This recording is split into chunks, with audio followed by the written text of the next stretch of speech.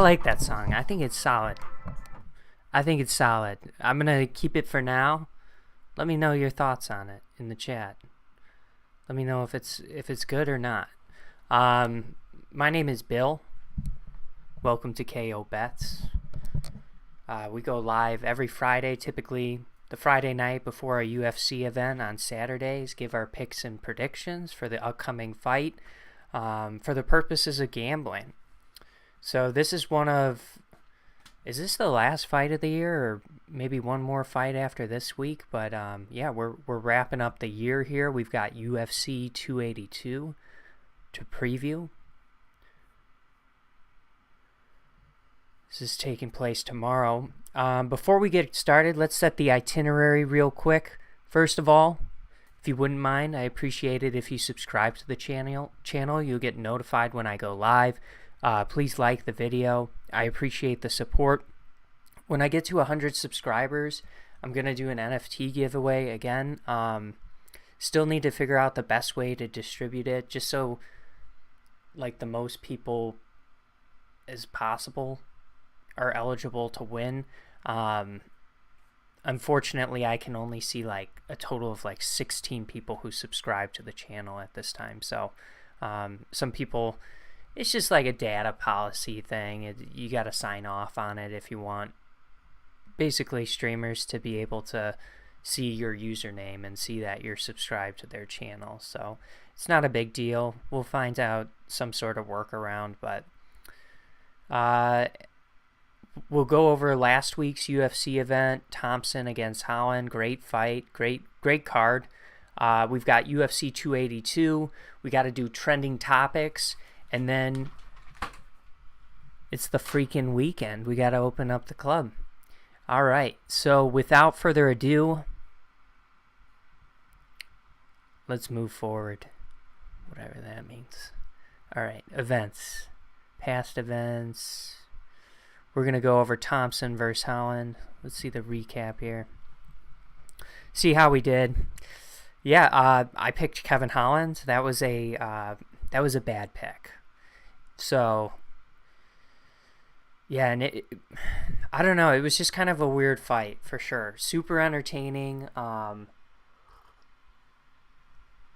Kevin Holland did not take advantage of a couple of moments I thought he could have to, steal the first, second round, maybe make things a little bit more difficult on Thompson. But he wanted to stand up and strike, which was respectable, but shit, I had a little bit of money on him. We had Dos Anjos. That was a great pick. Nicolau looked outstanding. Pavlovich, I know I liked Sergey, but I ended up taking Ty because he was the underdog, specifically because I was betting on that round 1 KO for like plus 475. Didn't happen, but it wasn't a big deal. Also had an inside the distance bet there, and we talked about the round 1 KO, early KO. Jack Hermanson, he was looking good, and then Roman Dolidze caught him. That was a rough one. Picked Jack Hermanson. Eric Anders looked great. Had Kyle Dawkins. Rowe was great. Angela Hill, that was an underdog pick for us, looked great. Guida ended up sealing the win. Chandler looked outstanding. Yeah, that's right. There were like 1, 2, 3, 4, 5, 6 straight underdogs that won last week, which is absolutely insane. Levy looked outstanding. Actually, I shouldn't say that. Francis Marshall looked outstanding. Levy looked good. Yasmin looked powerful. Nice KO by her. Pierce, dominant against Darren Elkins, but yeah, got caught on a couple fights for sure. But really, really entertaining fight card, and yeah, just maybe on my side, for this week, just assess the risk a little bit better. They were all close fights. we did pretty good as far as like inside the distance picks. So if it just wasn't a great week picking money line, but like for the finish, I like Ty, but had the finish, the KO finish in that heavyweight bout, and there were some other examples. But yeah, sometimes there's definitely more intelligent bets than just taking the money line when it comes to UFC. So we've got UFC 282 this week. Let me just see what's going on in the chat. I do have a poll opened up here. We're calling it the People's Main Event poll. I think the discrepancy in the line for the main event, the title fight, was to a point where it's just not fun. You're just going to get too many Ankalaev votes. So we're going to do Bryce Mitchell, Ilia Topuria. I think that's a really good fight. So you can tell me who you think's going to win. But the first fight we've got is Cameron Saman taking on Steven Kozlow. Cameron, heavy favorite in this bout, minus 330 odds. He's making his UFC debut. So is his opponent, Steven. Stylistically, not really similar. Cameron's going to be fighting more on the feet. Steven Kozlow, he's going to be more of a grappler. If you're looking at their win-by percentages, yeah, all of Kozlow's wins are submissions, and they actually all have came in the first round. I'm going to pull up SureDog. I just find this website so easy to click on an event, click on a fighter, quickly, pull up all their past fights. Yeah, so 6 wins, all 6 submissions, all in the first round, and he's taken on a fighter who's also very dangerous in his own right. I think he's got 6 wins and 5 are finishes. Yep, 4 KOs. Definitely give the striking advantage to Saman. Kind of got to assume Steven's got the better wrestling in this. It's crazy odds for Cameron Saman. A fighter with 6 victories making his UFC debut, but I'm going to roll with Cameron Saman in this. I think the fact that Kozlow hasn't got out of the first round, I think Cameron Saman can maybe fend off the takedowns or at least survive the first round and then come out in the later rounds, point strike with him, potentially knock him out with this power. So I think Steven Kozlow, with all those first round submission victories, is obviously dangerous early. But yeah, I'm going to look for Cameron Saman just to get through round 1. He is the heavy favorite. He looked good on Dana White Contender Series. He's super dangerous in his own right with 5 finishes out of his 6 wins. And you can see he's the heavy favorite. He might be the heaviest favorite on the card, actually. Not sure I want to wager on the money line for this one. Just considering how inexperienced both of these fighters are, both 6-0, both with different skill sets, both dangerous. I think it just makes sense to not bet the money line in this one, but my money line pick is Cameron Saman. I'm going to go with the fight does not go the distance at minus 250. And I think, you're covered in that scenario if Steven gets that early submission, and then Cameron Saman, like we saw, he's got 4 knockouts, 1 submission of his own. But if this fight is on the feet, he could probably touch up Steven pretty well. So yeah, we're gonna go with Cameron Saman. Something inside the distance is probably the round robin bet I'd be placing on this, but I'm not sure I'd even bet on this fight. Just don't have enough history for these two fighters, and I really don't know who, I can't say it's going to be like either one of them's biggest test, but I'd say so.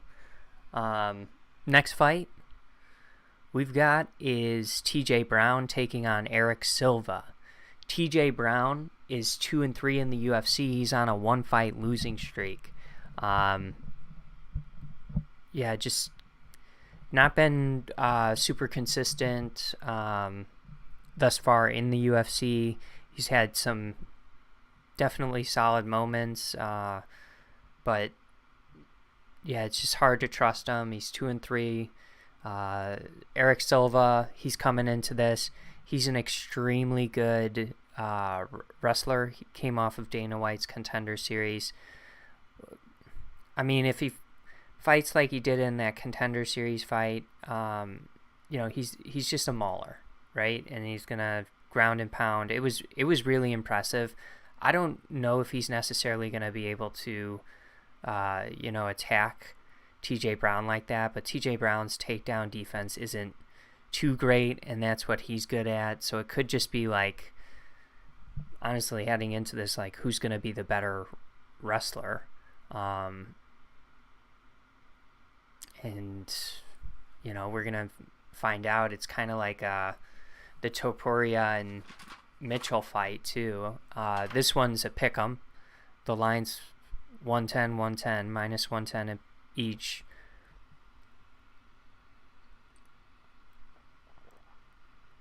I'm going to go with Eric Silva just because he was super impressive in his last fight. Got in and out on the Contender Series and got the contract. So I'm going to go with Eric Silva in this situation.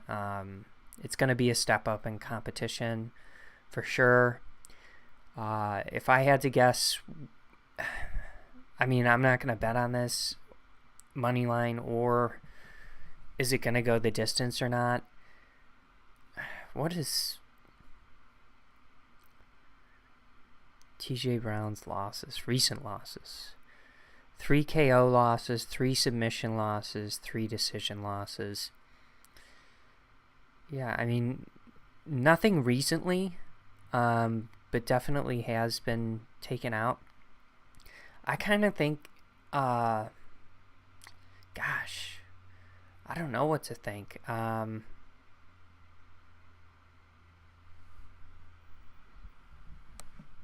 I think it could be a decision. Like, I guess I think there's some value there, but definitely not going to bet it. They like the Eric Silva submission.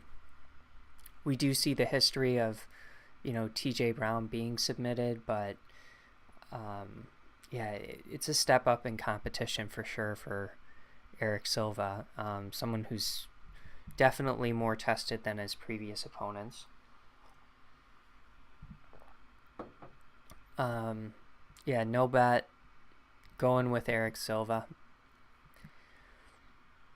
I put my Twitter in the chat. If you want to follow me, I'll generally post my picks on Twitter. I always do. I don't know why I said generally. I say generally because, once you get into the fights and if you're live betting it all, like, I definitely post my plays before the fights start. But, sometimes when you're live betting, you're feeling yourself, you might put a bet on this type of fight, but later on, like, place a not smart bet is basically what I'm saying. I'm not immune to that. Billy Quarantillo taking on Alexander Hernandez. This should be a good fight. I'm super interested to see this one. Alexander Hernandez, cutting down to 145 for the first time. He looked fine. He's been really inconsistent since that Cowboy fight, where he kind of got in that trash talking War with Cowboy, lost to Cowboy, win, loss, win, loss, win, loss. And now he's got to win. I don't like this matchup for Hernandez.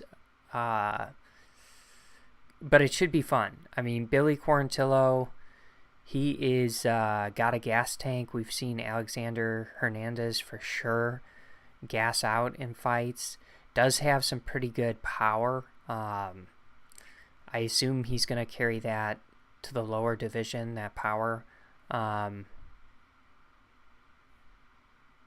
wanted to see Quarantillo's losses. He does have a knockout loss. But I mean, he's been in there with some not the best, but he's got a really good gas tank. Billy Quarantillo does. So this is going to be, I think, a test for Alexander Hernandez. If he's not able to stop Quarantillo, I would expect Billy Quarantillo to maybe stop him or win a decision. I just like his ability to win 2 rounds a little bit more than Alexander Hernandez. The odds makers, I'm going to go with Billy Quarantillo. Odds makers like Billy, minus 170. Alexander Hernandez, dog, at plus 145. Odds makers, it's a pick 'em for if it's going to go the distance or not. Yeah, I mean, Hernandez has 3 losses inside the distance out of his 5. I don't think Billy necessarily presents like huge round 1 knockout power against Hernandez, but I think it's that that pressure, that output, the pace. I think that's where he's going to win this fight. I would say maybe the Quarantillo and over a round and a half. The money line's so close. Winning method.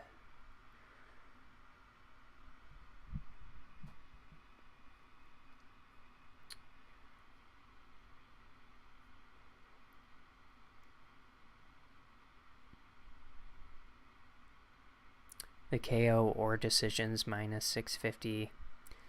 Yeah,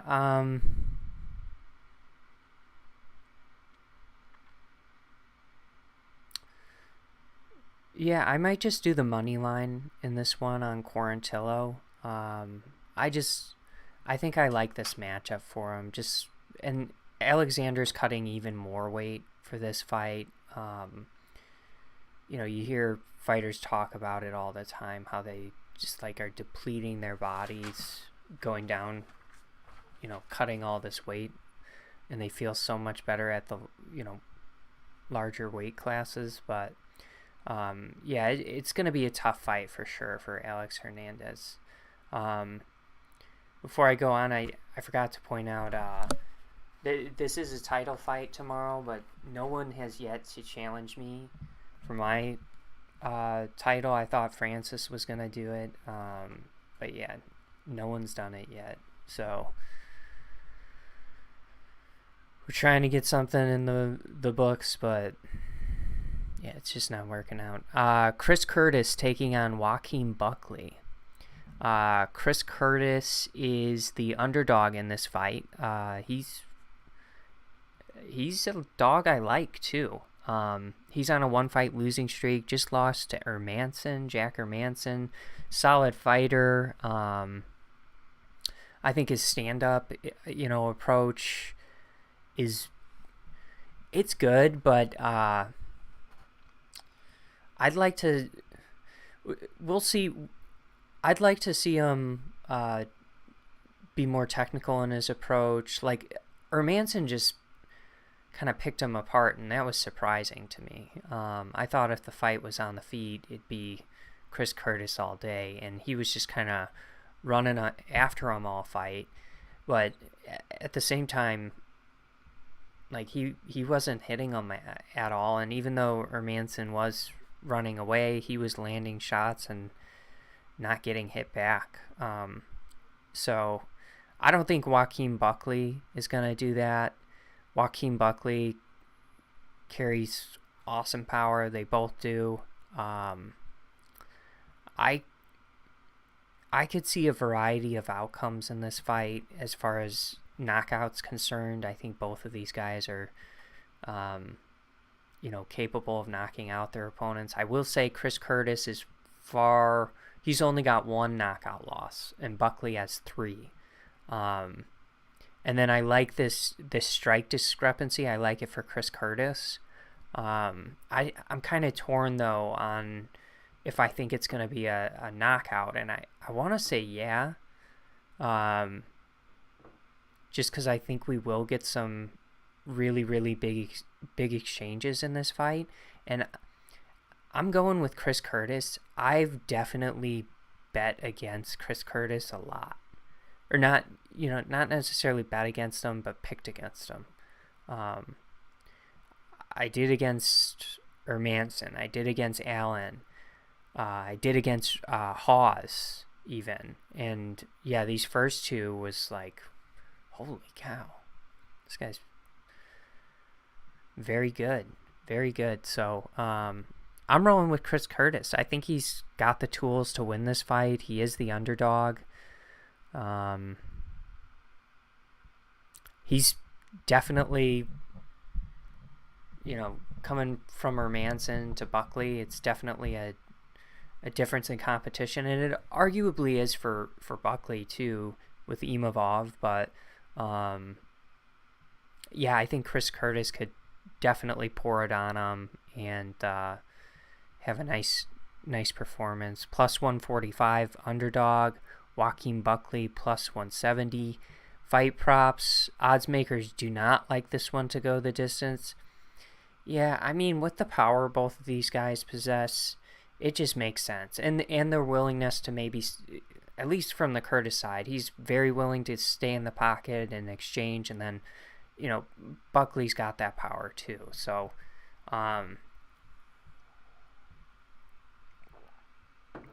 makes a lot of sense. I kind of like the decision. I could see that happening, though, for Chris Curtis, too, where he's just, I think I think my official pick's going to be like this Chris Curtis KO for plus 300.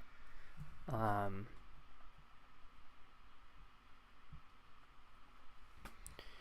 like the money line, too, because he is the underdog. Definitely like that if it's what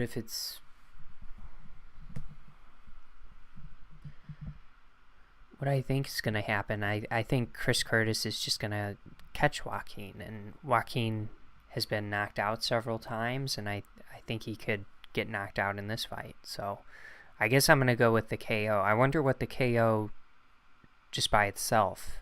Minus 175 for the KO for either fighter. Interesting. I will post I think this is I think I might do Chris Curtis money line. I think that will be a bet I will place. Maybe a little bit on the Curtis KO too at plus 300, but not that much. Edmund Shabazian taking on Dalcha Lungambala. I don't know if I said that right. Dalcha Lungambula. Edmund, 3-fight losing streak. Dalcha, 3-fight losing streak. Edmund is 4-3 in the UFC. It just seems like on paper Edmund should win this fight.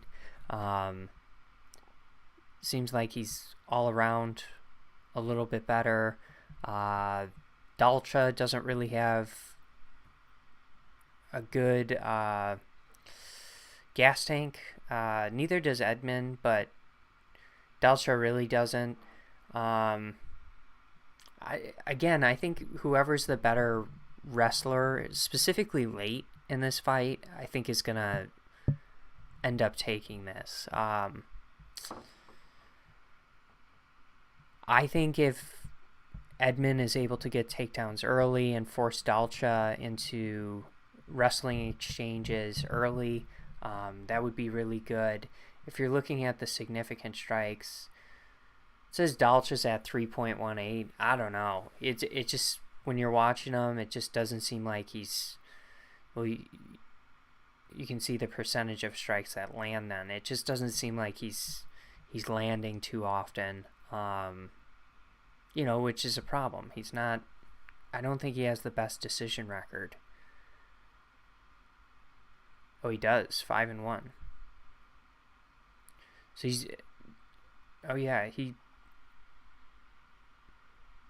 he was getting tired against Soriano, gets KO'd. Was getting tired against Marc Andre. Ankalaev, that's understandable. But yeah, I think this is a step up for Dalcha. And then if you're looking at Edmund, and I think he's perhaps had some time off. Let's see. 2021. A year ago. He's fought some really, really good fighters. Nasruddin, Jack Hermanson, Brunson. He was fighting some really good competition. So, give me Edmund in this. Don't really like his odds. I think given the gas tank of both of these fighters, I kind of like something inside the distance. Odds makers do too at minus 225. I would say for Edmund,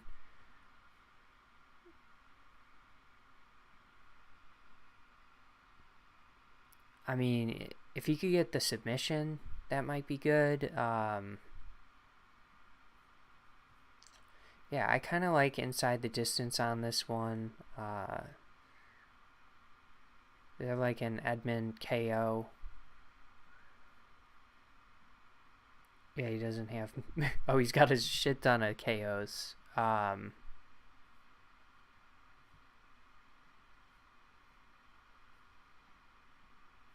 So I guess I'm rolling with the Edmund KO. That would be the finishing method. But basically, strategy, just get Dalcha tired. Just get him tired. And then start teeing off on him. Next fight is Jairzinho Rozenstruik taking on Chris Daukaus. Rozenstruik, he's coming off of 2 losses. Big power, low output. Kind of shaky defense. You can see that. Taking on Chris Daukaus, who's also on a 2-fight losing streak and just has gotten cracked in back-to-back fights against Curtis Blades and Derek Lewis, and now he's fighting Rozenstruik, and it's just, I don't know if he can take these strikes. He is kind of small, in my opinion, for the heavyweight division. You see that walking around in the 240s. He would be a, pretty. There's some big 205 pounders though. We'll have to check Ankalaev's kind of metrics, but yeah, there's some big 205 pounders, and I think that might be the move for Daukaus, just because these big hitters in the heavyweight division, we haven't seen him fare well against either of them, and Blades isn't really known for having that type of knock. I mean, he's had like ground and pound KOs, and I think he's had a couple of other impressive KOs, but that was like just a highlight reel on the feet knockout. And I don't know, it's just hard to get those two results out of my head. And then looking at his opponent here, Rosenstrike, I think it's a good opportunity for Jairzinho to get back in the win column. So I'm going to go with Rosenstrike. He is the favorite. Minus 175 odds. Chris Daukaus plus 150. I'd say it's going to be a KO. Yeah, odds makers don't like it to go the distance. I mean, the Rosenstrike round 1 KO plus 165 only. I've been kind of liking to do, like, if I like the KO method of victory, and maybe someone could answer this. So if I like the KO method of victory, so I'm doing like Rosenstrike, KO, and round 1. Holy shit, that's already better. That's weird. But then you do like knockdowns as well. Is there a circumstance where someone gets knocked out without getting knocked down? I guess there is if they're like leaning against the cage, right? But I have to imagine that's extremely rare where someone gets, just kind of, the ref stops it with the fighter on the feet. Usually they fall down, right? And then there's a pursuant shot, or they're down, and then the ref calls it, right? So I don't know if anyone can answer that in the chat, but if you have an answer on that, I think that's a interesting topic that I need to explore more, because you can see, like, just by adding the knockout, you went from, your 255 plus 255 plus 170. I don't know. And it just, like, logically makes sense if that's who you think is going to win. And then you could even, it doesn't let you add that, but that's, I don't know, something to look at. But interesting that in here in the same game parlay, it's plus 170, whereas here it's plus 165. A little interesting. The next fight we've got is, I'm going the wrong way. We've got, nice, Raul Rosas Jr. taking on Jay Perrin. Raul Rosas Jr., 18 years old, making his UFC debut, was on Dana White's Contender Series. Looked really, really good. He's taking on Jay Perrin. Jay Perrin, he's on a 2-fight losing streak, but he's fought some good competition. Mario Bautista, Aori Qingling, really tough fighter, went the distance with both of those guys. Great cardio. He's going to have a stand-up advantage in this fight. But ultimately, I saw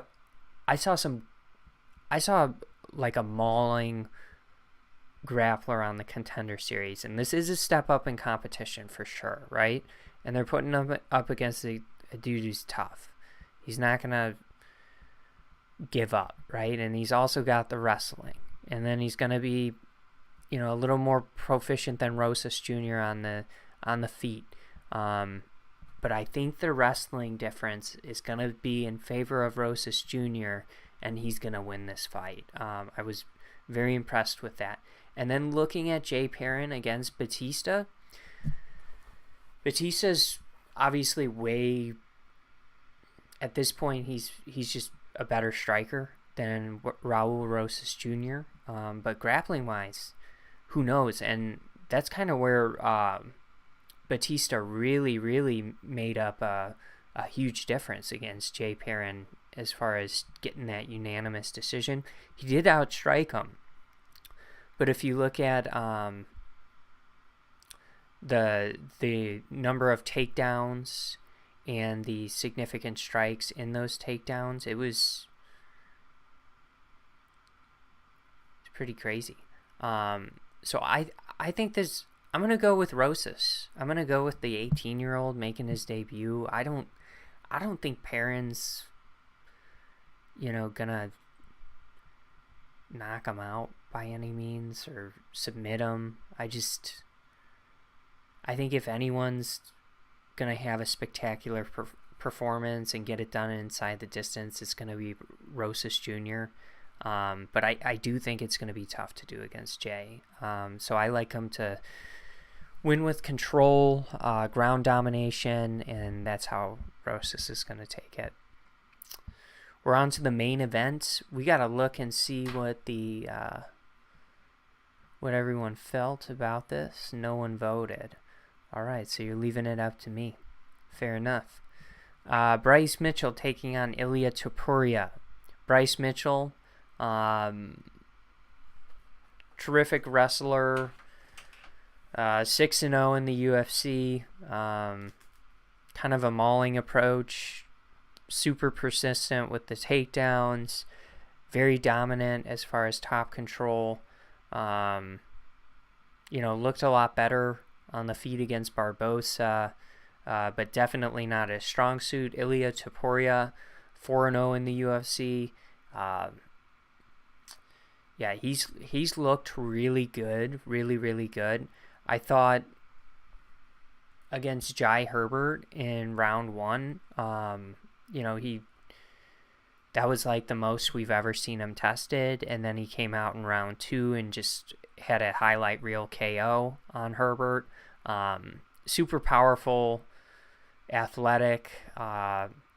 This is an interesting fight, and I'm kind of back and forth on it, to be honest. I think Topuria is going to be really scary and dangerous on the feet.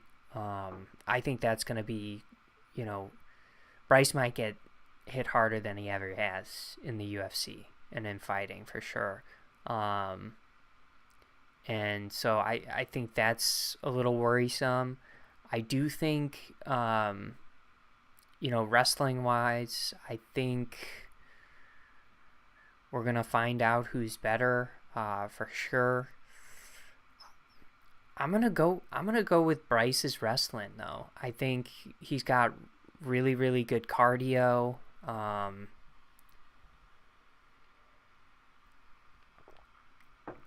think he's definitely got the potential to be a huge. I think he's got the potential to upset Ilia Topuria. Ilya's going to be really, really dangerous, I feel like, early in this fight.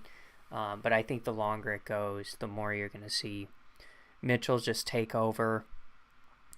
And I think it could be a really, really, really close fight. Maybe it's probably not going to be a split decision. I wouldn't say that's a good bet to place. But I think it is going to be a close fight if it does go to a decision. Like I said, Bryce is the small underdog at plus 120. Topuria, slight favorite at minus 140. Odds makers do not like this one to go. It's a pick 'em, basically. 105, 125. Yeah, and I would say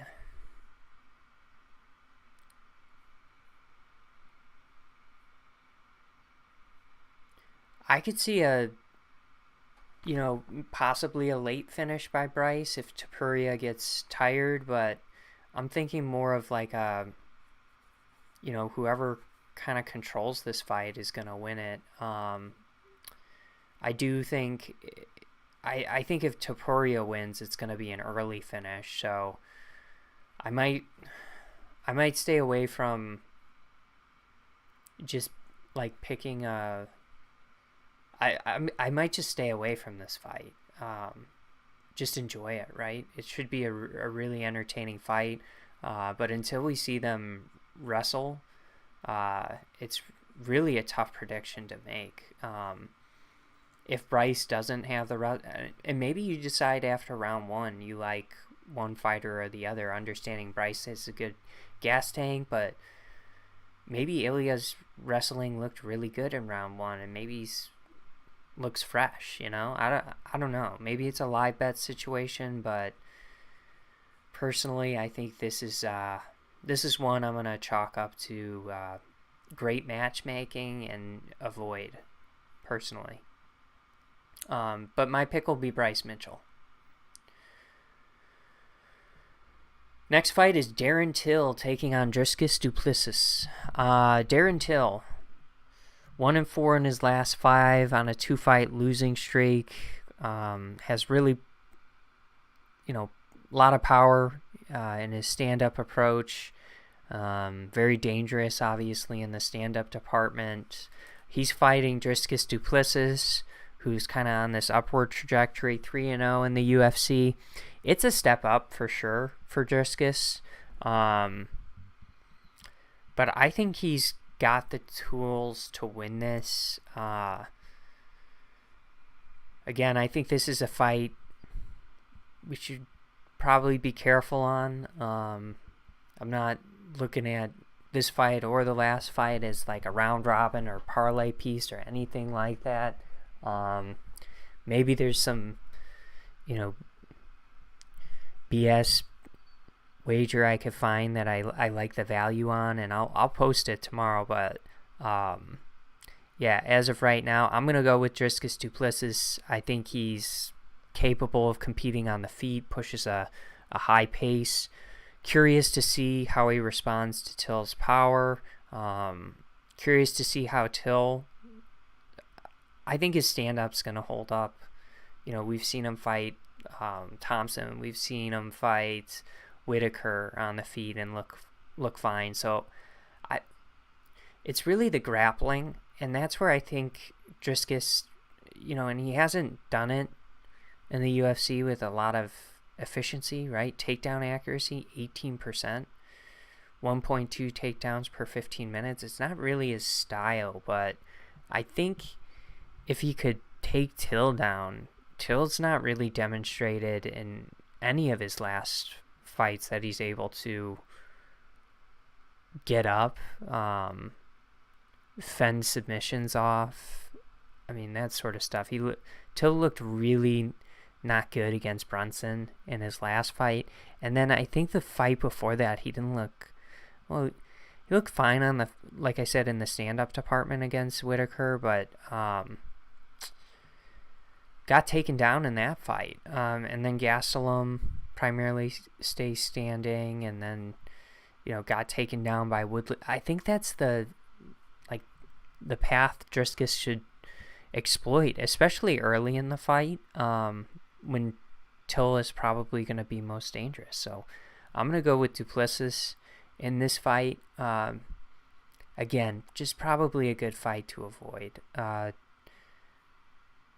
This is a step up in competition for Dricus. Till is dangerous. Let's see what the odds makers think. They say the fight doesn't go the distance. Sure, I guess so. I don't know. If I had to make a prediction, I would say maybe I like the value of the Dricus du Plessis sub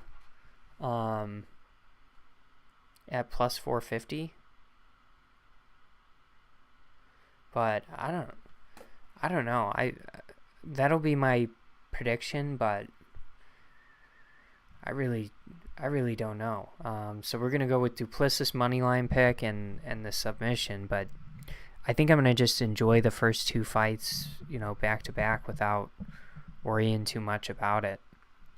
The next fight we've got is Santiago Ponzinibbio taking on Alex Morono.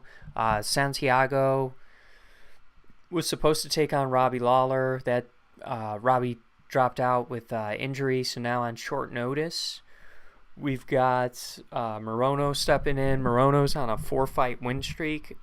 Yeah, he's a really good overall fighter. Good stand-up approach. Probably has the grappling advantage, but doesn't do that. And then Santiago Ponzinibbio, great stand-up. It's on a 2-fight losing streak, but they were really close fights. One was against Pereira. The other one was... And they were both split decisions. The other one might have been Giles. No, Jeff Neal. Yeah, it hasn't been good since this gap here. This job gap here between Magny and Li Jingliang.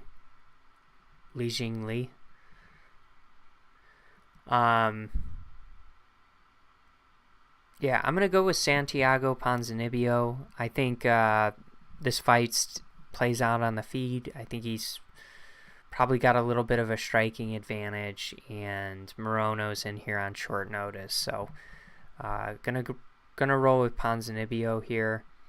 He is the favorite at -170.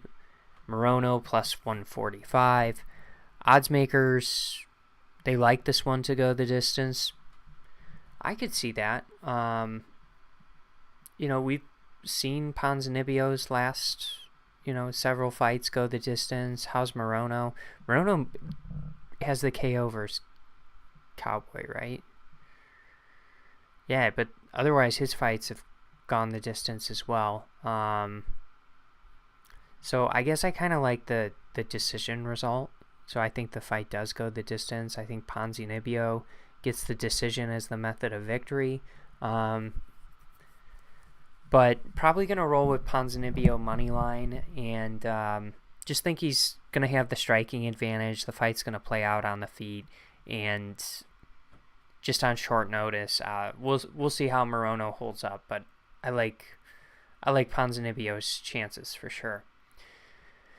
The co-main event, we've got Paddy the Baddy Pimblett taking on Jared Gordon. Paddy 3-0 in the UFC. Has looked very good in his 3 fights. I would say in that Luigi fight, definitely that stand-up was crazy. A little bit reckless, but he showed off a little bit of power getting that KO, and a willingness to just kind of bite down on the mouth guard and go for it. But we'll see how it plays out as he advances up the ranks. But I think his jiu-jitsu is pretty good. I think that's where he needs to exploit his competitors is on the mat, because I think that's where he's most proficient. He's taking on Jared Gordon, who's on a 1-fight win streak. Definitely Paddy's biggest test thus far in the UFC. Only has 1 submission loss. Is pretty well rounded in his own right. Would have to. I don't know. I'd probably give him maybe a stand-up advantage. I don't know. But he's just kind of relatively. You can see that he goes to a lot of decisions. What's his record in those decisions?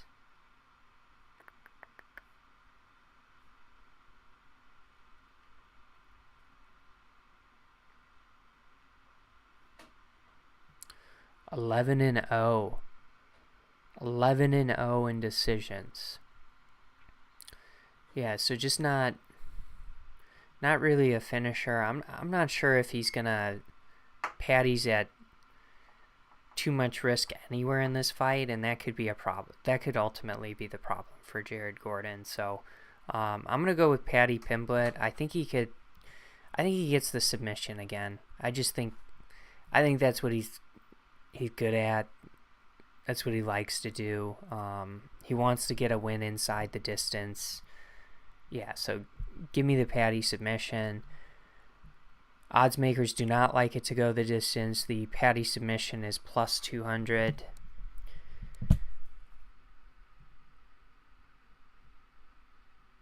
Yeah, I'm going to roll with Paddy Pimblett. And then we've got the main event. Unfortunately, we had Yuri Prochazka and Glover drop out. Yuri with the injury, the injured shoulder. So, it happens. It was cool that he. I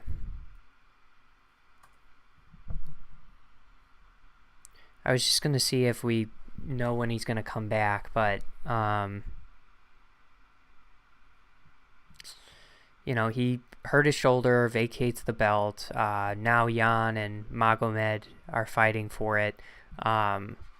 Two, no question, really deserving contenders. Makes a lot of sense to make this the championship fight, considering Glover, wasn't, I guess, available for a matchup against Magomed. That was like the rumor. I don't know if it's true though. Who knows? But Jan versus Magomed. Jan is a terrific fighter. He's on a 1-fight winning streak. He really is a really good fighter, but I don't know. There's just something I haven't. So he lost to Glover, and that was not a good look, right? The submission loss. He lost to.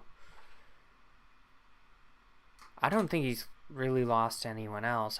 I just want to go back and look at his competition, I guess, is what I want to do.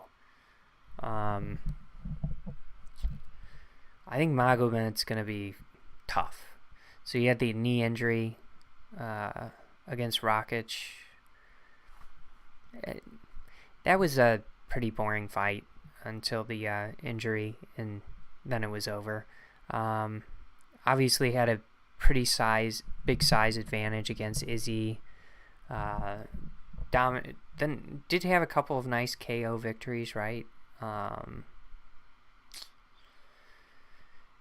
Yeah, I mean, he possesses a lot of power in the stand-up approach, and then he's fighting Magomed, who's just, super dynamic in his stand-up approach. Great kicks, very dangerous. So Dawkins was also 6'3" with a 75-inch wingspan, or reach, by the way. So he's very similar size to Magomed, frame-wise. But I think Magomed's just super dynamic. He lost against Paul Craig in his debut. That submission loss, just got caught, and then he's been 9-0 since then. He's really, really well rounded. I think he's gonna have a nice grappling advantage in this fight. I don't know if it's gonna play out in the grappling department, but then I just stylistically, I kind of like his output a little bit more than Jan, and then I could see him winning. Like, if it's a kickboxing fight, I could kind of see him winning it.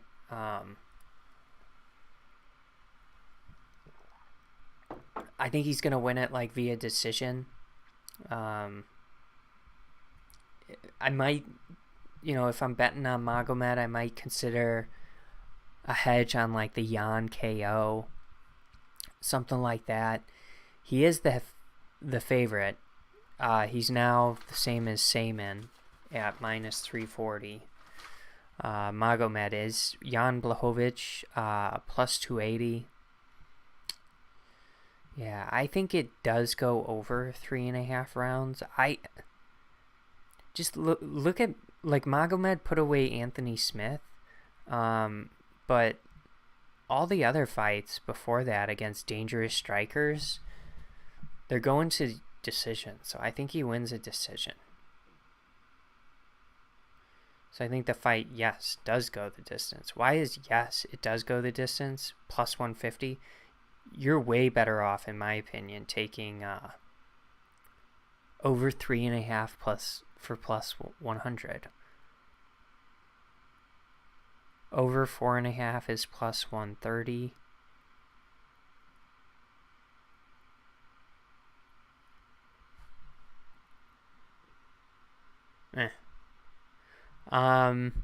Yeah, I think Magomed gets the decision. That's plus 215. People are liking the knockout. I don't know. I think the fight primarily plays out on the feet. If Magomed is, I think it'd be worth grappling against Jan, but I think it primarily plays out on the feet. I think Magomed just kind of points him up to the decision plus 215.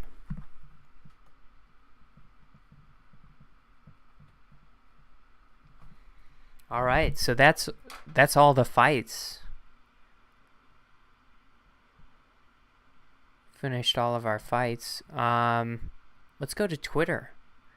Check out trending topics. I'll keep it quick because I've been going for about an hour, I see now.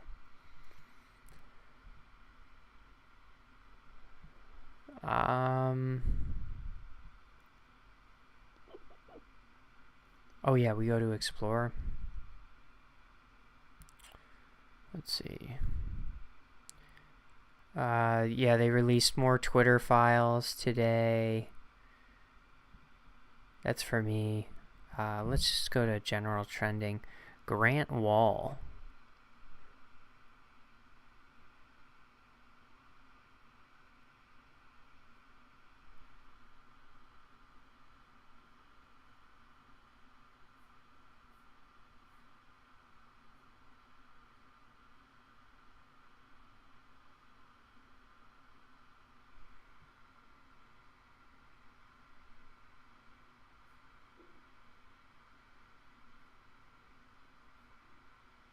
What happened to Grant Wall?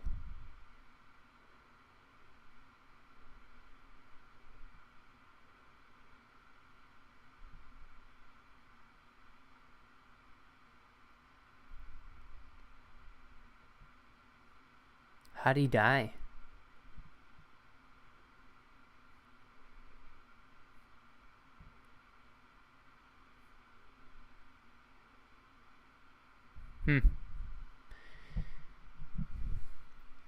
I'm not sure who he is. R.I.P. Joel Embiid, trending. I'm not sure why.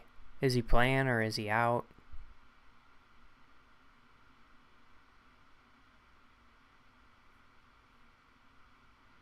He's just walking away from Steve Adams.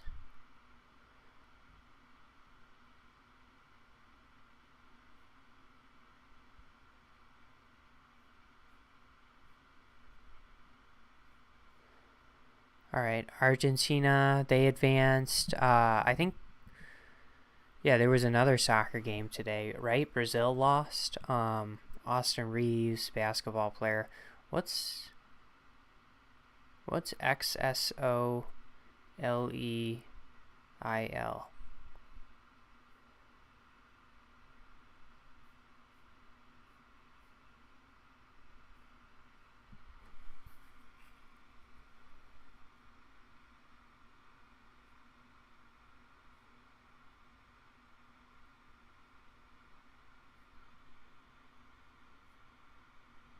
What is this?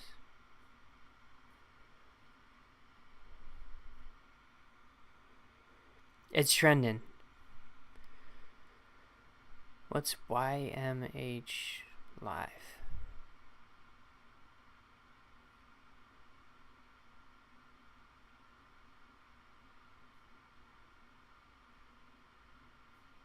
It's like a Tom Segura thing. I think Tom's funny.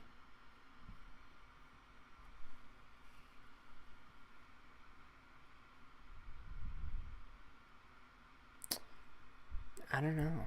I don't really love these topics or find them compelling. Gambling's trending. I tagged this when I posted this, so.